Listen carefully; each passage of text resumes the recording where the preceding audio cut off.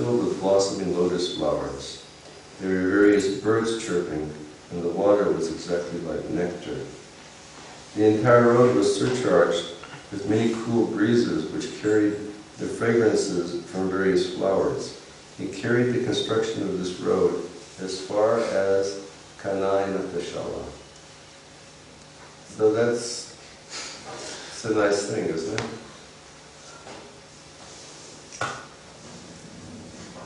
If we were developed like that in our Krishna consciousness, we would always be, we would be decorating the path from here to there with beautiful roads and jeweled trees and transcendental lakes, so that Koda Nitai and Maya Pushashi could walk here and there on roads like that. So he heard that Lord Chaitanya was going, and he sat down and he just started making a road to Vrindavan that his Lord Chaitanya could walk on.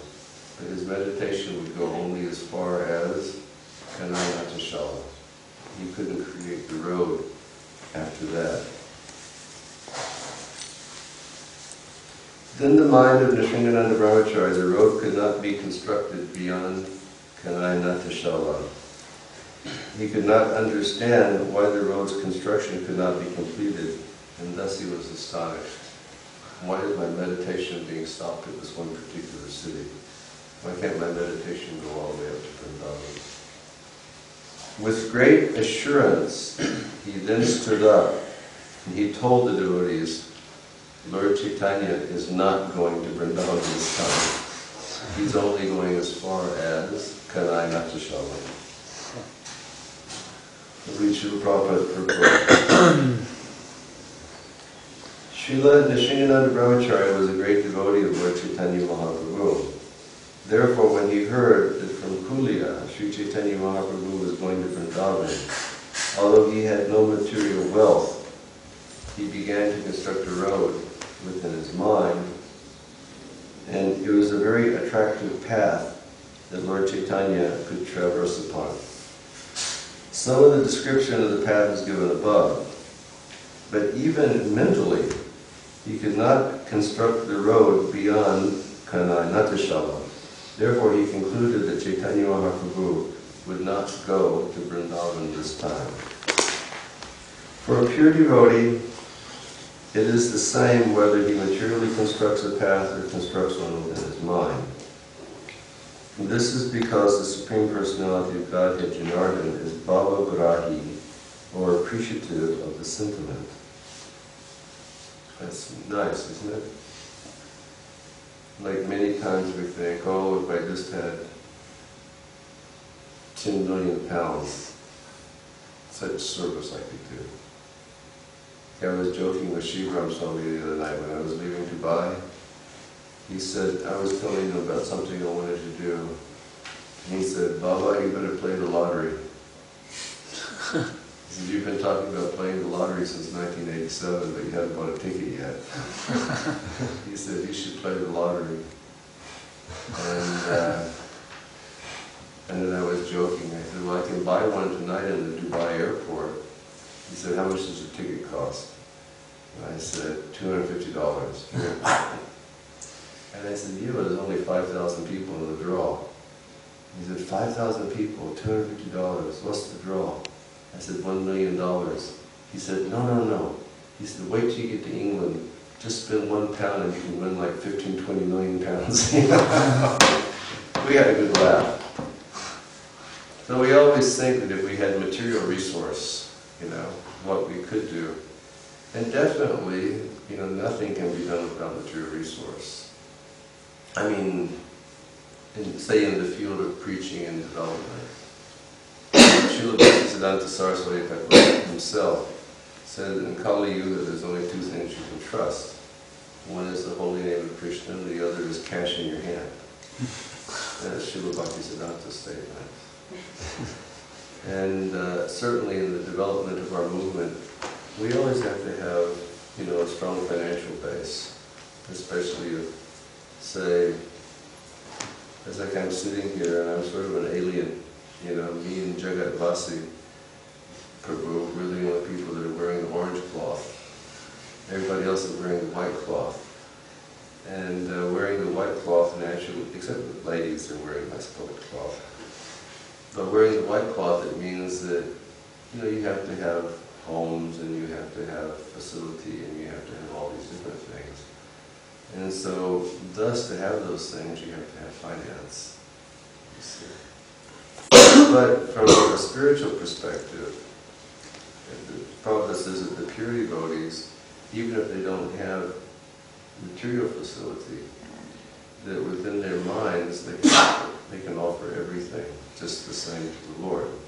And he said the reason that this is because the Lord has a name, Bhavagrahi. That's a nice name, isn't it? Bhavagrahi. And it means that the Lord is very appreciative of your bhav. It means He's appreciative of your mood. And I've oftentimes seen that over the years in myself, and I've seen it in terms of my devotees in the society. Sometimes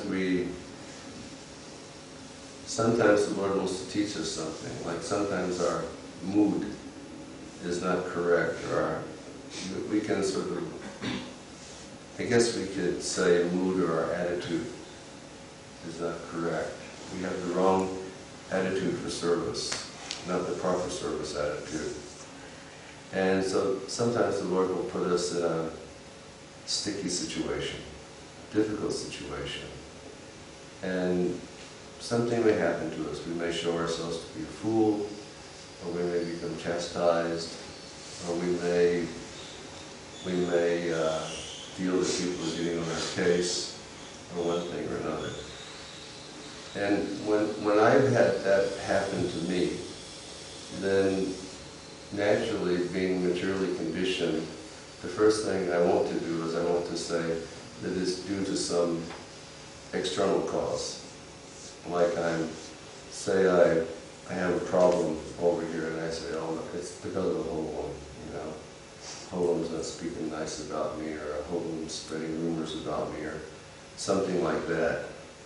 But a hobo is not the supreme doer. Krishna is the supreme doer.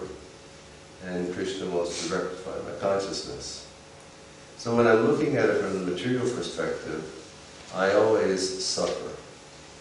I don't know if anyone can relate to that, but sometimes you get in hot water and you find yourself wanting to, you know, put the blame on something material, but you have the wrong attitude.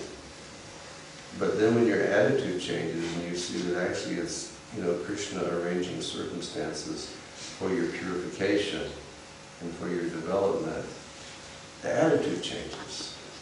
And just with that very change of attitude, I've seen in my own life, I can go from the pits of despair to the joys of understanding that Krishna cares about me. Just like that. So Krishna is Bhavagrahi. Sometimes we may make a mistake. And by hearing this term Bhavagrahi, I certainly don't think that Krishna is a person who's continually meditating on our mistakes. I think that, you know, Krishna knows that we're going to make mistakes. Because making mistakes is part of being conditioned in the material world. But I think the important thing for Krishna is the bhava, or the attitude of his devotees. Anyone can make a mistake, anyone can do something wrong. But if a devotee sincerely submits himself to the feet of the Lord, and if the devotee sincerely submits himself to the feet of the Vaishnavas, and he tries to fix himself in the consciousness that he's the servant, and Krishna will say, well, this guy's attitude is correct. He could have done a big blunder, but his attitude is correct. Therefore, let me give him mercy. But if we keep the wrong attitude, Krishna can keep the bamboo stick on us. So I really think that for the Lord, attitude or service mood is the most important thing. And here he says that that even in advanced devotional service, if we don't have facility in hand, we can do everything within our minds. And just as long as we have the bhavana, we have the proper mood of serving and loving Krishna, and Krishna becomes satisfied. Like in the Nectar Devotion, there's a story of that one Brahmana, and that Brahmana, he offered the sweet rice. And he offered the sweet rice, or he cooked the sweet rice. And then he wanted to know if it was cool enough that he could offer it to the Lord, because it's always said that sweet rice is tastier when it becomes cool. So then what he did is, but he's doing it all in meditation. It's not that he went to the kitchen and cooked it, but in his meditation he went to the kitchen and cooked it. And so then he put his finger on the sweet rice to see if it was still too hot. He went, "Bah!"